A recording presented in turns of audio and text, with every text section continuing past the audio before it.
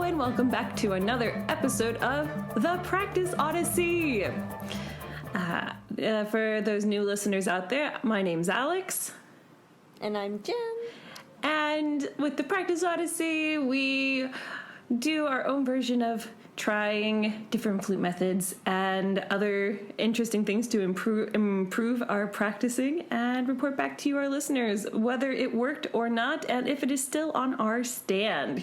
Today is our final episode of 2020, and you know what that means. It's the time of the year where I get to put words together that don't normally go together. It is a review Podyssey or a Odyssey? No, not that one for sure. That does not work. But we review what we've done for this season and see what stuck, what didn't, and if there's been any new updates since the recording of that podcast. So, without further ado, Jen, how are you doing, by the way?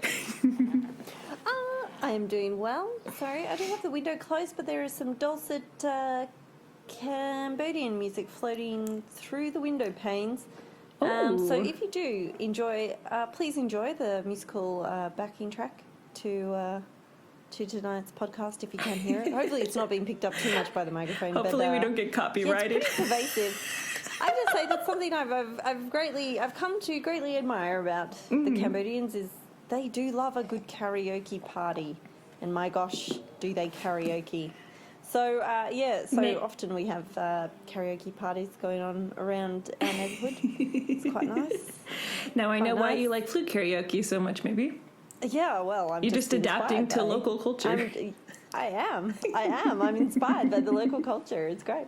Yeah, they love a good song here. They really do. I was very lucky to be privy to that as well when we came and stayed with y'all. The first night we were in Cambodia, There was a big karaoke party. Marco was not so impressed. I thought it was kind of fun. Review. Where are we at? How your semester or this season was for you, Jen? Just in general, I think you were very productive this season. You did an audition and not even that, a recorded audition, found a place and sent off a recording all the way from Cambodia. I think my end of 2020 has been much like everyone else's. I mean, just the year 2020 has been a bit of a debacle, hasn't it, really? Yeah. What did you say in a text message the other day? What 2020? It's yes. Or let us not mention 2020. Yeah, what did I say? You said some great phrase. I really want to find it. It was so pithy. I loved it. I was like, this sums up my year. Oh, we shall never speak of 2020 after this year. Yeah, we shall never speak of 2020 after this year. I was like, fantastic. That is what we shall do. It is. It's just... Hey, Tom. Yeah, I'm still recording. I know, with karaoke. Tom's looking at the window with the karaoke. He started doing a bit of a karaoke dance. I wish I could film it for you, listeners, but alas, that edifying insight will have to be left to your imagination. Anyway, I really liked your text. It's 2020 after this year, we shall never mention it again. Yeah, we will never talk of 2020. This will be the year that never was. Although I did see this really cute quote on somebody's Instagram that was saying this 2020 was going to be the year where I accomplished everything I ever wanted, and it turned out being the year that I realized how grateful I was for the things I had or something, and I was like, yeah, that's true. That actually is really beautiful. Sometimes it's hard to accept that thought in the moment because it's yeah, but there's so many other things that are not that great. It's okay, but I've got Marco in my life and my family, albeit not so healthy, is still around and kicking, and I got to do my podcast with my friend Jen.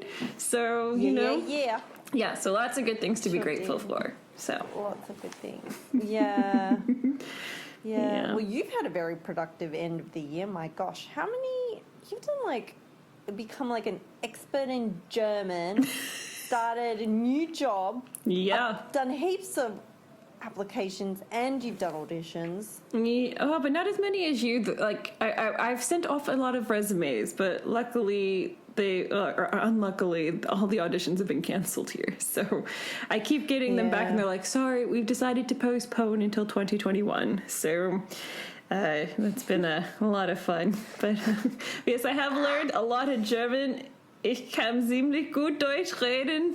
If I didn't screw that up, hopefully I can say that okay.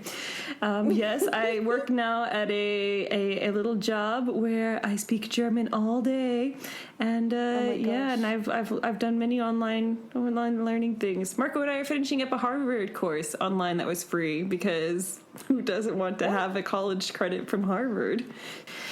Yes, but more importantly, Jen, also, us in this season, we learned about 4 or 5 different methods to improve our flute playing. It was it covered a broad spectrum of the 21st century. Speaking of 21st century music, so do you remember what we started with? Well, we started off with beatboxing. Yeah, we did.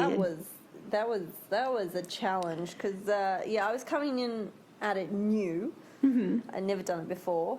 I think you'd played a piece before, hadn't you, with the beatboxing? Yeah. For my masters, I did the 3 beats for beatbox flute. Yeah, I remember. It was so good. It was so good. Oh, no, anyway, so this was challenging. Having to learn a new skill from scratch, and beatboxing is certainly something I've never done before. But it was really It was fun. It was a fun project. I have to say, I haven't really done it since. Yeah. Well, you did have an audition coming up, so yeah. I think it's something I'll bring up. I'll have another crack at over the Christmas break, kind of with not so much happening and. And I remember, I remember you did this at the same time that you were learning a little more about improvisation as well. You were taking some improvisation lessons. Oh, yeah, my COVID project. Yes, jazz improvisation. Yeah, it's quite fun.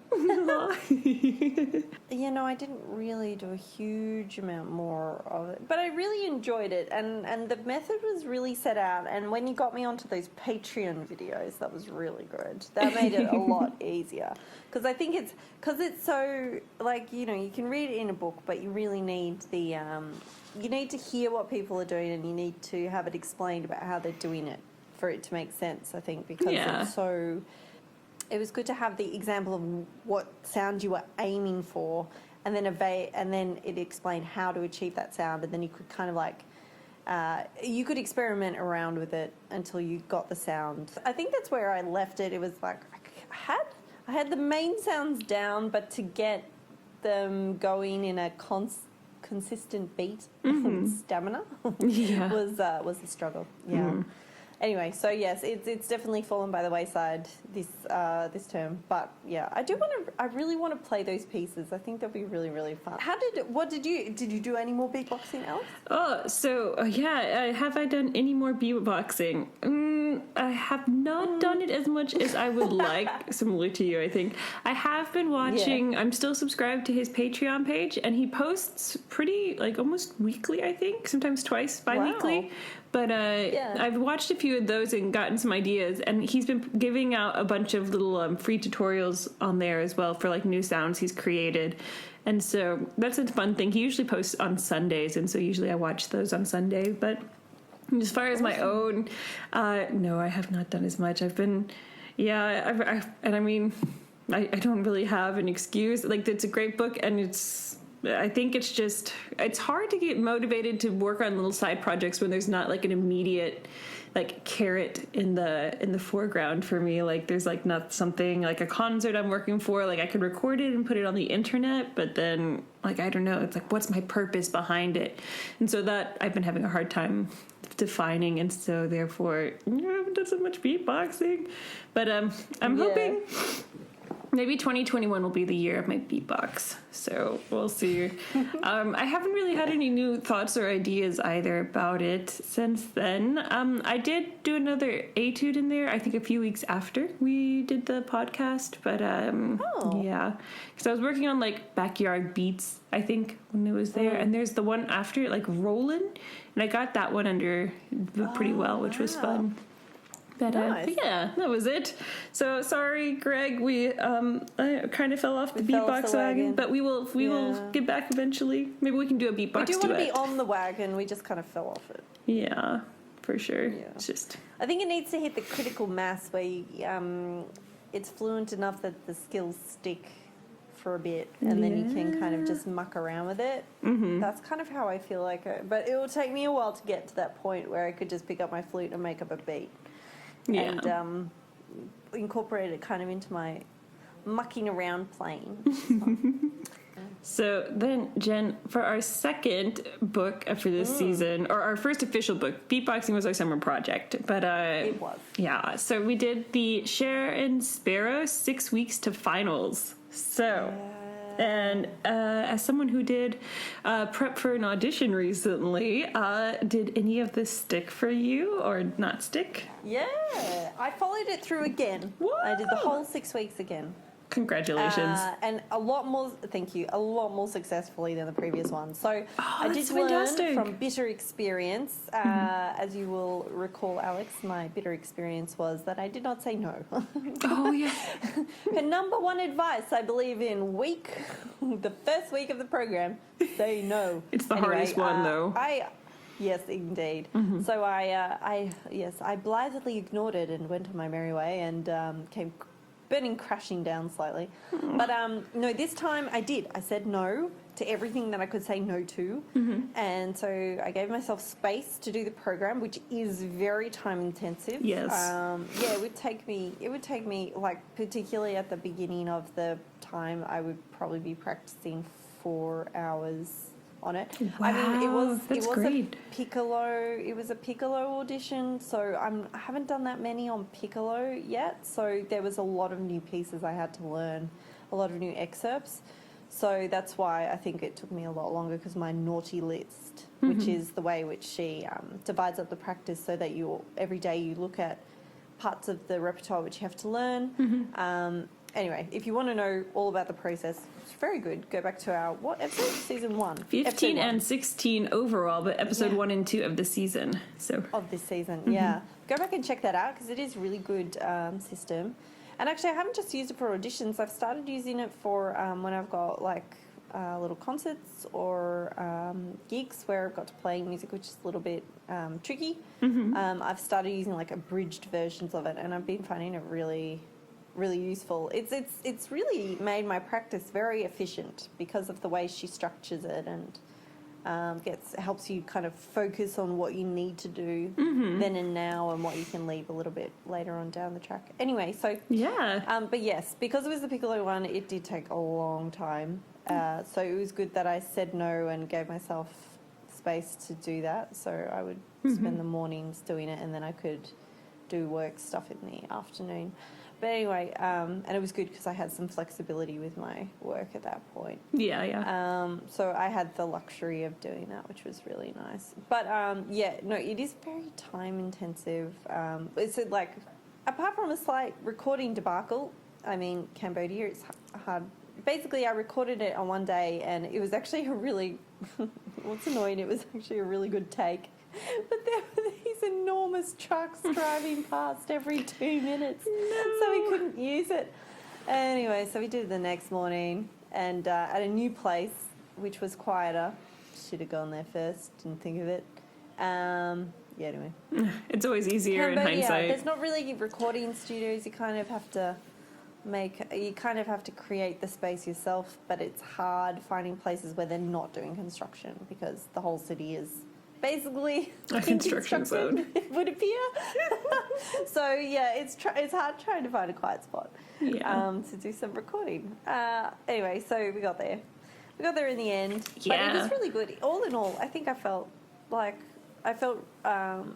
probably the best prepared for any audition that I've done so far, which was really a nice feeling. Yeah, it was. Yeah, it made it into a really enjoyable. Like, I was excited to go and record the audition instead of stressed about it. Yeah, so it was really good. Oh, that's like the best feeling ever when you have like a concert or an audition coming up and it's not, oh, I'm really stressed. It's kind of like, okay, I'm so ready. Let's just do this. I'm ready. Let's go. I'm excited. So I'm excited. Those are the best. I want to do it. Let's do it. Yeah. You just want to charge on stage and like pow and be like, hey, anyway, I'm here. So. Yeah. So that was really nice. Yeah. Oh, good. So this one really stuck with you. Yeah, this one really stuck with me. Yeah, I think this one will stay on the stand and be a bit of a cornerstone of my practice methodology, I think, from now on. Yeah, I've really liked it. Really, really liked it. Yeah, how about you? How did Sharon Sparrow go with you? So since we did the Sharon Sparrow book, 6 Weeks to Finals, a while back now, I have not used it so much, mainly because there just has not been that many auditions here, and I've been focusing on other things. But I have used some of her ideas in other areas of my life as well. For example, like her idea with the index cards. I've done that with like German grammar. Oh, nice. So I'll be like, Podyssey 2, like write it on a card like participle 2, I think. Oh, I can't even think of it in English anymore. Or like, like dative versus accusative, and then like using prepositions in this form, and then like strong versus weak declination. And then I would put them all on a card, and then I would draw one, and that's what I would focus on for the day. So I did incorporate it into some non-flute aspects over the last few weeks. But unfortunately, like just because there haven't been that many auditions. I know. They've all dried up. Yeah, I mean... Me too now. There was only that one, really. And then it was gone. Yeah. So, yes. But that did stick with me. Anything that didn't stick... not that I can remember. But no, I'm really looking forward. Hopefully next year, like at the time of recording, there's a few different vaccines coming to the market soon. And so hopefully this time next year, because, usually like August, September, I would say is like peak audition season, like right before the concerts get underway. And hopefully this time next year we'll be back to auditioning. Maybe you can even come over and do one in Europe. That would be great. Oh, that would be fun. Yeah. But we'll have to see. So unfortunately not too much stuck with me. Yeah. So, but what was our next book, Jen? Do you remember? Our next book, I have it written down on a piece of paper. I hope I get it right. Well, we did 2 episodes on Sharon Sparrow because it did take 6 weeks. So we did it over a good amount of time. Mm-hmm. Our next one, I believe, I hope I got the order right, was Souffle? Oh, I think it was Inner Game of Music. Okay, well, there we go. I got the money back. I feel horrible. Okay. Like, what was the book, Jen? But I know the answer. I'm sorry. No, that's fine. I wrote them down wrong in my diary, and we switched them around. And anyways, I was just going through. I was like, I can't remember what order. Oh, look, my diary says this. Anyway, so here we go. My diary's wrong. That's always great. That's okay. In a game of music. Yeah. Oh, yeah, so we kind of did 2 theories, didn't we? Like one after the other. Yeah, we did the Sharon Sparrow, which was mostly written directions on how to practice, technical things. But then also the third part, like for triathlon, was the mental part. And then for episode 17 or episode 2 of this season, we did the Inner Game of Music, which really focuses on one of those 3 legs, which is the mental game of learning. Yeah, how did you find this, Alex? Did you use this? Since we recorded, I haven't really used too much of it. However, like Mr. Barry Green talks about like the importance of, like mental strength, and so does Sharon Sparrow.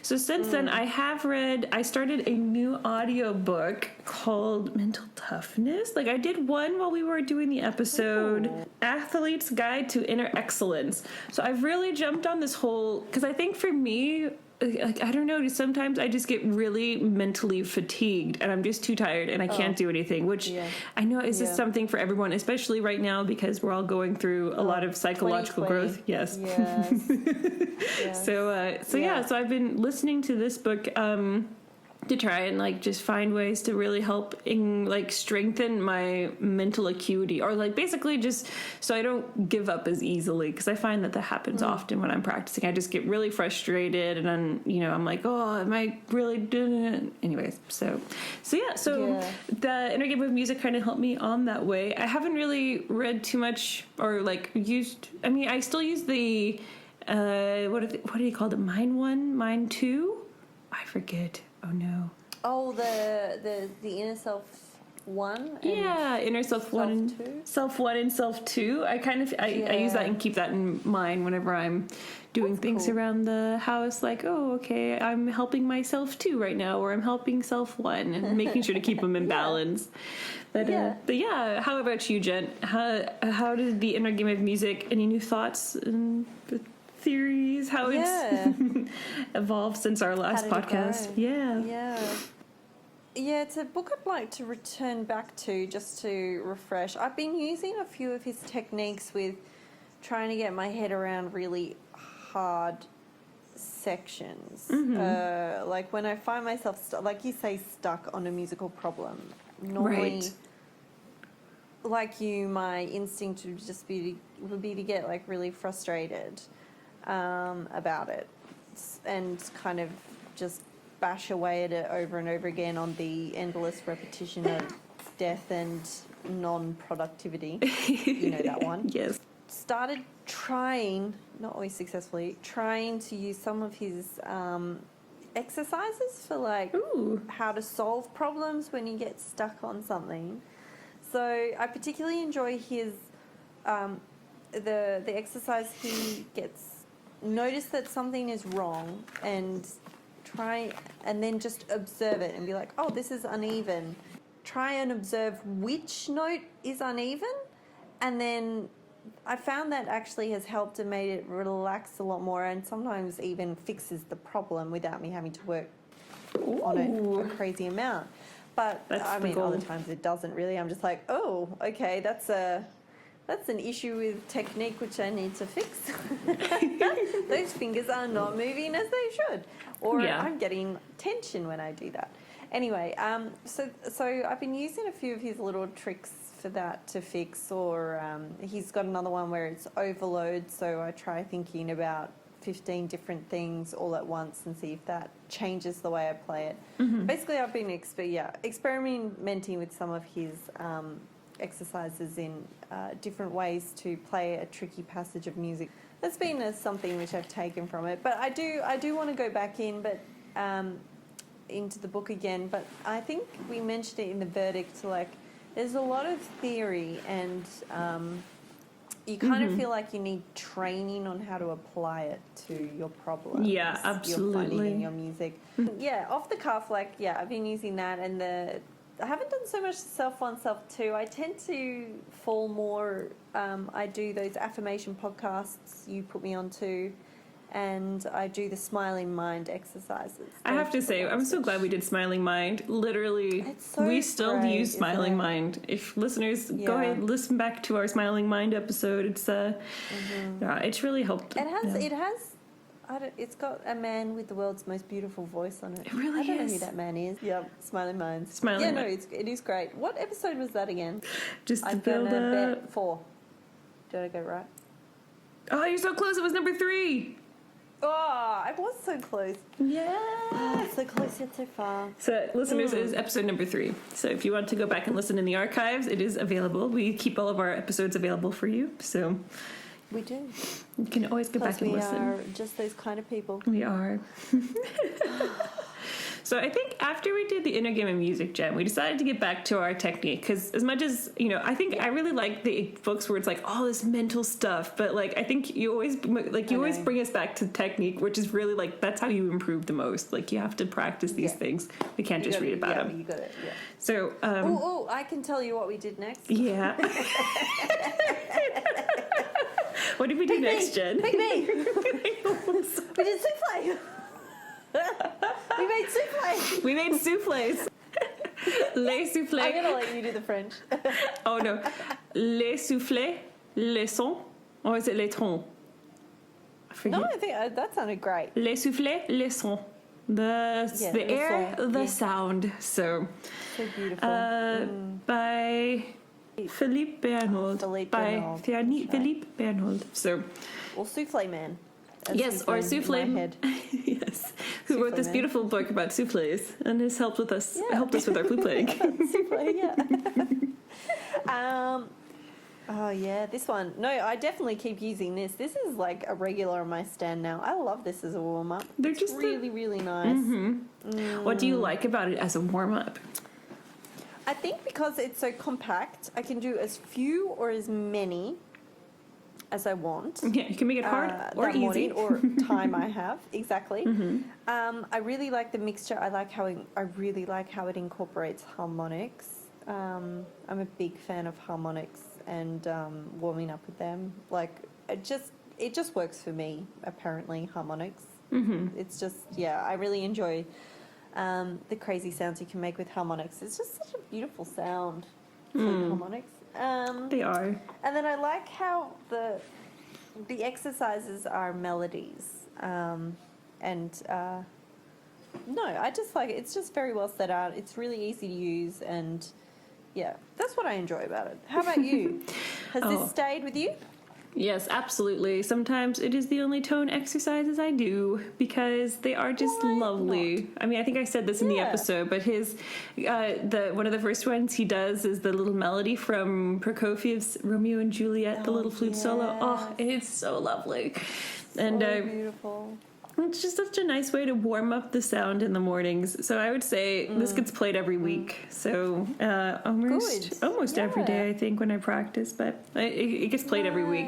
It's just a nice way, especially if my mental state is like, I do not want to be playing my flute right now. It's like, oh, well, what if you get to play these lovely melodies? And my brain says, oh, okay, that sounds nice. And I can coerce it a little bit. So yes, so this is definitely still on my stand. It gets played pretty regularly. Souffle for the win. Souffle for the win, yes. And then we did, after that, Jen, like after our souffle, I think we did another technique book. So We did. From one of our faves. Paul Edmund Davies' 28-day practice. And we actually did this over 2 weeks. 4 weeks, actually. There we go. 4 weeks.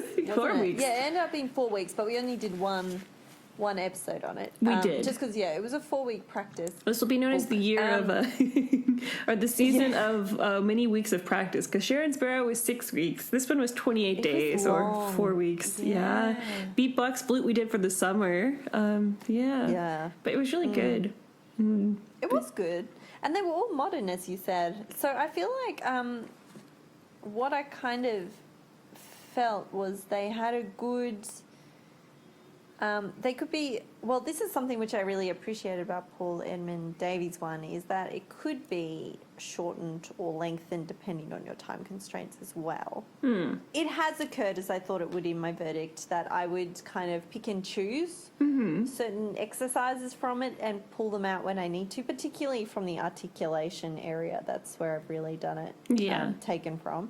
Because he does have some really great articulation exercises and which really push up your stamina. So, and they're fun to play as well. Like they're like mini studies. Yeah. Yeah, 100%. How about you? I'd say that, like I said in the episode, like I love the way he structured it, and that's really good. And I for the last 2 weeks, I haven't used all of the same ones in the book. However, I have supplemented. So like the structure has stayed of like the 4 steps, you know, but for say like maybe some of the different tone exercises or the articulation or technique, I've put in some of the ones that he's posted for free online. Or like, for example, like maybe I won't use his, the first step, the sonority one. I won't use his, but then I'll use like the Philippe Bernhold Les Soufflets Le Son there instead. Just kind of depends on how I'm feeling. I mean, since there are no concerts in the foreseeable future for me, I can kind of pick and choose whatever I want, what I think my body needs to stay, like there for playing. Yeah. But yeah, so I would say it's kind of stuck. It's like the format is stuck. I mean, I still love rereading some of the things he says, like in his chapters, and sometimes something new. I get something new out of it every time I read them. Yeah, yeah. So yeah, it's definitely still. I mean, I think he has really nailed, like at least for me, how to get the practicing done and efficient. Like between that and the Sharon Sparrow, it's pretty much a no-brainer. Just work on that, get on through. So yeah, that was it for me. So I think that's it for season 3. So season 3. My gosh, can't believe successfully completed. We did. Congratulations, Jen. Yeah. We recorded a whole season during the corona pandemic. But I haven't decided if I want to include this now or in the next podcast. Jen, I may have a Christmas present for you that will relate to our podcasting. Would you like it now, or should we tell our listeners what your Christmas present is? Maybe on Christmas. I don't know. I don't know which one's the right protocol. You could tell me now, and then I could edit it out if we decide. Okay, that sounds great. So yes, so Jen, it's going to be horrible. I'll leave that bit in. Yes, I'll be like, yeah, we decided to edit it out. Sorry, guys, you're gonna have to yeah, you can put in like a little comment after the fact. Oh my gosh, amazing! That'll be hilarious. Yep. Okay, well, let me see if I can find it first. So, but yes, so listeners, as you may recall, like Jen is currently in a part of the world where it is very hard to get mail. So I've had a hard time to think about I've been brainstorming ways I can get Jen something for Christmas that she can enjoy, but something that, you know, like maybe I can't mail to her physically. So anyways, and then I was also thinking, hey, maybe we can do something that will help us with the podcast too. So then I'm going to send you by text all your Christmas present. Here it comes. What? Yes. Oh my gosh, a virtual Christmas present right now. Yes, you get it right now. So maybe if you want to use it. What is this? What is this? Oh, this is amazing. So, because I know whenever we talk about our weeks, you're so good and diligent, and you keep a practice journal, and you're like, oh yeah, I look back at my notes, and I have to say, listeners, I am not so good with the journaling, so maybe this will help me. But I thought maybe you could enjoy, like, you know, a little practice journal, and it's just kind of like a chill way that we can like, yeah. So and. Yeah, there's like, we can fill it in with little charts, and I haven't actually looked at any of it myself. I was saving it for when we maybe do an episode about it, but I'm looking at it right now, and I'm going to have so much fun. Oh my gosh.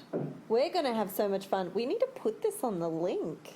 Ooh, yes, I know. So, and like, luckily, so the woman who created this Practisma journal, Susanna Klein, you can also buy it as an actual journal, but I figured, I think I won't receive that here. Yeah, exactly. So I bought you one, and I bought me one, and so we have both sizes. I got A4 and American size, because I wasn't sure which one. So you get one, I get one, and then we can kind of practice out of that. Oh, this is so amazing. And okay, well, if we're talking about Christmas presents, I am actually physically sending you a Christmas present. No. Because your postal service works. No, I'm very excited about it, but then I just realized that actually it is a little bit weather dependent, and I probably haven't sent it to you at the best time of year. But that's okay.